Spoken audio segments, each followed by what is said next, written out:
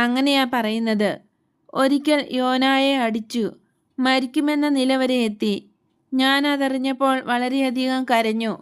അപ്പോൾ കൂസ എന്നോട് പറഞ്ഞു, നിന്റെ ദുഃഖം തീർക്കാൻ ഞാൻ യോനായെ വീണ്ടെടുക്കാമെന്ന്.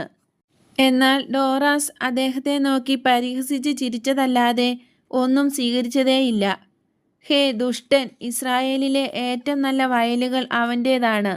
എന്നാൽ ഞാൻ തീർച്ച പറയുന്നു, അവൻ്റെ ഭൃത്യന്മാരുടെ രക്തവും കണ്ണീരുമാണ് അതിൻ്റെ വളം. ഈശോ തീഷ്ണമതിയായ ശിമയോനെ നോക്കുന്നു, തീഷ്ണമതി ഈശോയെയും നോക്കുന്നു. രണ്ടു പേർക്കും വിഷാദമാണ്. ദാനിയേലിൻ്റെ യജമാനൻ നല്ലവനാണോ?